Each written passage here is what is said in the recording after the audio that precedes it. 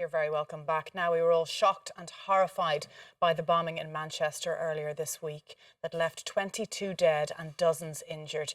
But what was it that drove a young man to do this? Our next guest, psychologist and author Owen Connolly of the Connolly Counselling Centre, has worked with many young people over the years who've been radicalised, including a 17-year-old girl who had planned to blow up a department store in London, beg your pardon. Owen, you're very welcome to the programme. Morning, Thank you very much indeed. Yeah. Owen, the stories behind this young man who carried out this atrocity this week, it seems to be fairly typical. Nobody suspected he was going to happen. He seemed like a normal young man, and then over time, obviously, people got their hands on him and turned him into the person who could carry out an atrocity like this. Are certain young people more susceptible to this radicalisation than others, or is it just a case of the power of the cult, so to speak, to actually radicalise them? No, people are more subject to, and they're subject to because a lot of these young people that you'll hear about are quite sensitive, and they're often very kind and seem to be kind people, and no one would notice that they had anything, that they would do such a thing. In fact, it's quite a shock to a lot of people to find that these people are involved. But basically, the foundation for most of these young people is emotional reasoning. In other words, what we have to understand is, all of us, you, me, up to age 10, roughly, we operate on emotional reasoning. If I feel it, it must be true. Okay. Now, if you don't have the kind of investment from family members and parents and so on, sometimes we don't get a handbook for that. But if we don't, what happens is some children stay on in that world of emotional reasoning. And so it means unmet emotional needs is a big problem. That is, if I don't feel loved, if I don't feel that somebody cares about me, if I don't feel, do you understand, rather than the truth. Yeah. And so what happens then is that they are singled out by people who know this. You know, remember, the people who recruit these people would be as bright as myself in terms of their understanding of brain and behaviour. So what they'd be doing is they'd be looking for people like that.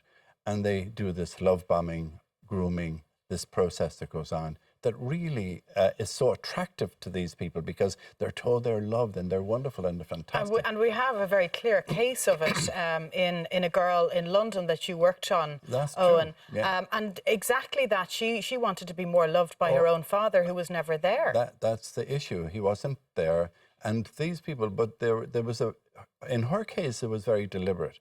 They knew her father was in a very high position. They knew that by taking her into their group and indeed grooming her and having her do the terrible deeds that she was meant to do, would have quite a catastrophic effect. It wouldn't be just this young girl blowing up a department store. Yeah. It would have, you know, bigger consequences. Effects. Oh, absolutely. Yeah. So she was singled out and groomed and brought into the good cop, bad cop relationship with people, etc. So they would have been, and a lot of these young people, you'll find if you actually check it back, that in Muslim communities, they're a little bit like the Catholics, you have people who are practicing and non-practicing. And so if you get a young person who is sort of not really, goes to mosque or goes to church, but they're quite sensitive people and they're brought in and bought into the idea that maybe, what you could do, when they've got them to believe that the whole story about this is holy war or this is something that you could do, and that later on you're going to, whatever happens and whatever you do, well, all your sins are forgiven. They bring them to rituals and so on to atone for what they might do in the future. Yeah. There's a ritual associated with it. It's almost like a spell, isn't it? Yeah. Well, they're under a spell in the sense that they really, truly feel. Do you understand? We got back into having to make the difference between what they feel and what is true. And so, for instance, in the Quran, there's no facility within the Quran that allows a believer to hurt anyone at all. It's just not in the makeup of the language or even how they're taught. But they have taken elements which they then produce for these young people about holy war and they're against us and you can defend yourself. We're defending ourselves against a society that's becoming very corrupt and so on. They say the devil writes scriptures for his own needs, and that's basically what's going on there. Yeah. Owen, so when a person comes to your awareness that they have been radicalised, how do you de-radicalise them? What is involved in that process? Well, first of all, you really need to see, when you sit down with them, you agree with what they're believing, because you must agree with what they're believing, or otherwise they're defensive. Right. So you have to say, well, I know that you believe this because that's how you feel. So you've got to be talking to them about it, but then you're going to introduce some truths that would make them consider that. But what we need to do then is bring them back to their own life. In other words, what brought you to a place where you're governed by more what you feel than what is true? And it sort of suddenly dawns on them that they're actually responding more to the feelings than the facts.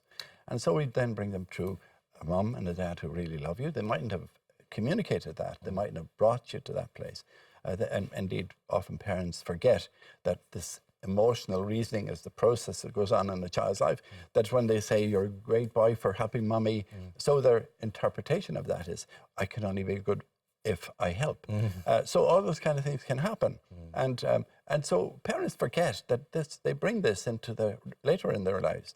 Or if you have where there aren't both parents working together, you have a child wanting to have engagement with mum at the very early stages, maybe a little boy, and wanting engagement with the dad later on. If those things are kind of missing out, well, then they're missing out the emotional content of that. And emotional content is huge and very important for our development. So is it a light bulb moment with these people when you're de-radicalising them? I mean, it takes obviously a lot of time. They don't mind. It's like grooming, like people who have their eye on a child. So is it reverse grooming? Is the same psychology behind it? Well, with this girl in London, you spent 10 days on 12 hours a day. Is that right? Yeah. But I mean, that was because it had to be that intense. Now, she was also programmed to respond to a phone call. So when the phone would ring and she would hear a voice, then it would be like we were starting all over again. It was like the Pavlov dog kind of concept. Yes. Okay. She had been brought to that place. That's where she would get this call and then she would respond. The person that's grooming the more vulnerable person in each case, Owen, is there a boyfriend-girlfriend relationship there quite often? Often, yes. And in this case there was. And they gave us the impression that she believed that this guy really did love her. In fact, we went to visit with them she wanted to prove to us that was the case. So we went to a restaurant in Piccadilly. Starbucks was the place. But we had to inform MI5 at the time, so they covered it in case there was anything went wrong. Now, it was quite risky. My wife and I went there to meet this young man and his friends and this girl. And so they were really trying to convince me and my wife that, everything was fine and I love this girl and so on, and there's no need you to worry about that. But we knew that we had already got information on all of these guys. Wow. So we really had to go to court, and we had to use the High Court in London to get the court police to remove her from that group so that we could actually take her out of the country to help her. And the reason we had to do that is because, the police cannot arrest somebody if they haven't committed a crime. And so they couldn't take her away from us because there was no crime committed. And she was already saying, but he loves me. I mean, we're in a relationship. It makes it so much more complicated. But she is all right now. Oh, absolutely. She's a fine, she's finished her university. She's a very healthy young lady and getting on with her life. It's great to see that there is hope for people who find themselves in this situation. Thanks very much for your time this morning. It's been a fascinating insight into the minds of people who have been radicalised.